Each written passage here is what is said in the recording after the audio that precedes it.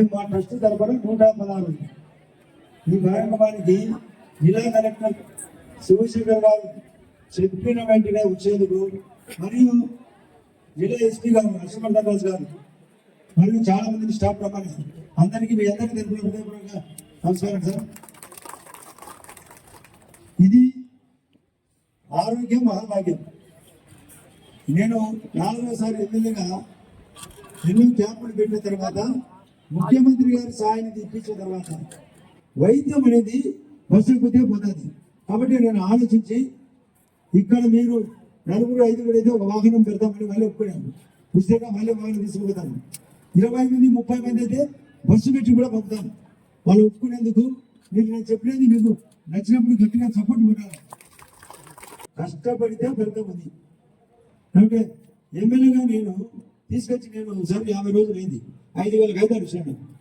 నేను యాడిపోను ఈ 5,000 ఉద్యోగాలు ఇప్పించడానికి. ఇప్పుడు ఒక్కటే కదా అనేది ఒకటే అనేది ఈ ఒక్కటే కదా అడిగింది అనేది. నేను అందరినీ అడుగుతాను, ఒకటి కాంపిటీషన్ ఉండదంటే ఉంటుంది. వాళ్ళ ఓటుకి ఏమన్నా నువ్వు ఓట్లు ఏకపక్షంగా తెస్తానంటే అవతల ఏజెంట్ ఉంటాడు అనేది.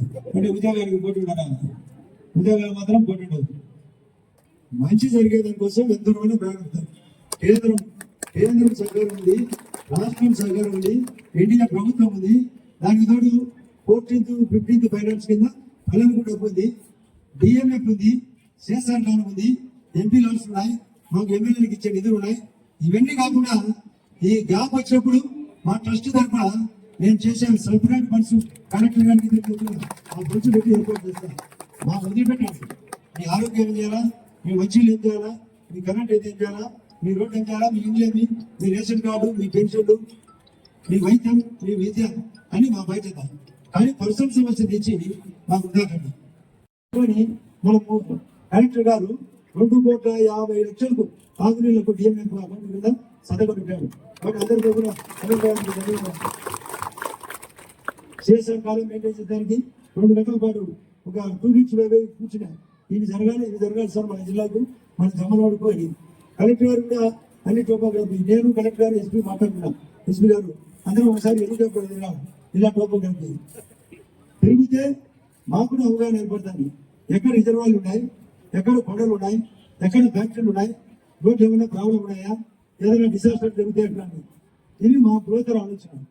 మీరు దయచేసి ఇక్కడికి వచ్చిన ప్రజలు ఆ పేషెంట్లకు ఒకరికొకరు సహకారం ఉండి ఈ యొక్క అదే పనిగా వైద్య హాస్పిటల్ నుంచి విషయం వీళ్ళందరికీ మనం సహకరించాలా, వాళ్ళు మనకు సహకరించాలా. మేము ప్రతి నెల 2వ శనివారం నాడు ఈ మెడికల్ క్యాంపు ఖచ్చితంగా కంటిన్యూ 50 సార్లు దాని గురించి కలెక్టర్ గారు మెన్షన్ చేశారు. యక్షుడు ధర్మరాజుకి ప్రశ్న వేసినట్టు దాంట్లో ఒక ప్రశ్న ఏంటంటే కిమ్ భాగ్యం అంటాం, అంటే ఏది అన్నిటికంటే గొప్ప భాగ్యం. సో మీకు ధర్మరాజు నేను పెద్ద పెద్ద అంతఃపురాలు అవి ఇవన్నీ చూసాం కదా, అన్నిటికీ మీకు ఏది గొప్ప ఇదని అంటే అన్నిటికంటే కూడా ఆరోగ్యంగా ఉండడం అనేది గొప్ప భాగ్యం అని చెప్తాను.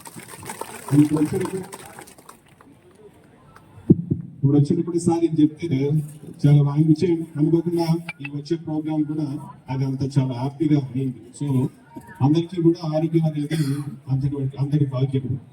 ఇప్పుడు చూసినట్లయితే ఈరోజు మనకి శిబిరంలో దాదాపు ఈసీజీ కావచ్చు, ఈకో కావచ్చు, అదర్ స్క్రీనింగ్ టెస్టులు కావచ్చు, ఇవన్నీ కూడా సహజంగా ఒక హాస్పిటల్కి వెళ్ళి కార్పొరేట్ హాస్పిటల్కి ట్రీట్మెంట్ తీసుకోవాలంటే చాలా ఖర్చుతో కూడుకున్న విషయం దానికి.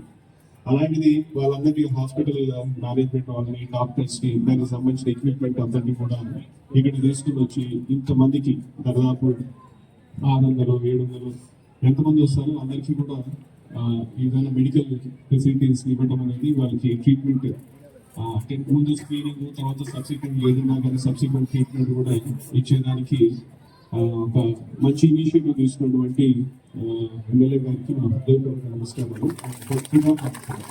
సో నేను ఆదినారాయణ రెడ్డి గారు నన్ను కలిసినప్పుడు కానీ ఆయనతో నాకు ఇంటరాక్ట్ అయినప్పుడు ఏమనిపించిందంటే ఆయనలో ఒక ఎనర్జీ, ఆ ఎనర్జీ అన్నది అందరికీ కూడా ఒక కిక్ అయితే ఇస్తుంది అనమాట. అంటే ఒక కూర్చొని అంటే సాధారణంగా ఏంటంటే ఒక నియోజకవర్గం, ఆ నియోజకవర్గం గురించి ఎవరైనా చెప్పి సరిగ్గా మా జమ్మపడి నియోజకవర్గం ఇవి ఉన్నాయి సార్ అన్ని చెప్పి ఇష్యూ చేసుకుని వెళ్తారు.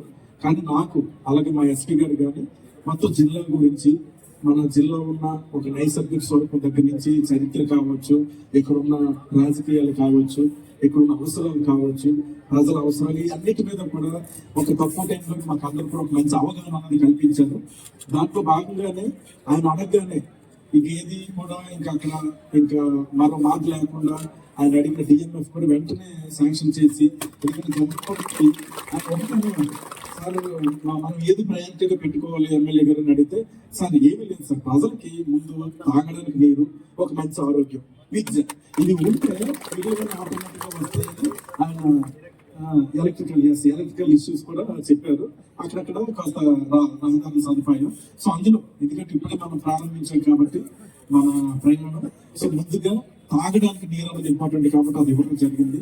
ఎప్పుడు కూడా ఎందుకంటే జమ్మల్ మడుకున్న ఒక అడ్వాంటేజ్ ఏంటంటే మీరందరూ కూడా మినరల్ వెళ్తున్న నియోజకవర్గం యాక్చువల్గా డిఎంఎఫ్ కానీ అన్ని కూడా ఇక్కడే మనం ఎక్కువ ఖర్చు పెట్టాల్సిన అవసరం కూడా ఉంది కాబట్టి అది కూడా అంటే మేము ఒక ఇది చేసినా సరే ఆంధ్రారెడ్డి గారు అయితే వదలరు నాకు తెలుసు. సో ఆయన ఖచ్చితంగా వెంటబడి ఆయన పని చేసుకునే నేర్పు ఓర్పు అన్ని ఉన్నాయి. సో దానికి అన్నట్టుగానే మేము కూడా ఆ విధంగానే జమ్మలమడు నియోజకవర్గానికి అత్యంత ప్రాధాన్యత ఇచ్చి సాధ్యమైనంత వరకు కూడా మన నియోజకవర్గాన్ని ముందంజలు ఉంచడానికి నేను సాధించడానికి ప్రయత్నిస్తాను. అలాగే ఇంకా అలాగే గండికోట మీకు ఒక మంచి టూరిజం ప్లేస్ ఉంది. భవిష్యత్తులో అది ఎక్కడికో ఒక అంతర్జాతీయంగా కూడా ఆకర్షణీయంగా ఉన్న ఒక ప్రాంతం ఉంది. దాన్ని కూడా మనం డెవలప్ చేయాలి. సిమెంట్ ఇండస్ట్రీస్ ఉన్నాయి ఇంకా భవిష్యత్తులో రాబోయే వాటికి. అలాగే గోపాల్ ఇండస్ట్రీ కానీ స్టీల్ ప్లాంట్ నెక్స్ట్ మన important project already CM office నుంచి సమీక్ష కూడా జరిగింది. రేపు 5వ తారీఖున కలెక్టర్స్ కాన్ఫరెన్స్ కూడా ఒక డేట్ ఫిక్స్ చేశారు. అందులో కూడా కడప జిల్లా అన్ని విషయాల్లోనూ కూడా డిస్కషన్ అనేది వస్తుంది. అందులో ముఖ్యంగా మనకు అంతర్ mega power projects, solar projects కానీ అవన్నీ కూడా మీ నియోజకవర్గంలో ఉన్నాయి. అవన్నీ కూడా వస్తాయి. నా వైపు నుంచి నేను ఇవ్వాల్సిన రిపోర్ట్స్ కానీ అన్ని కూడా ఇచ్చి మాక్సిమం అన్ని కూడా శాంక్షన్ చేయడానికి నేను నా వైపు నుంచి పూర్తి స్థాయిలో నేను ట్రై చేస్తాను.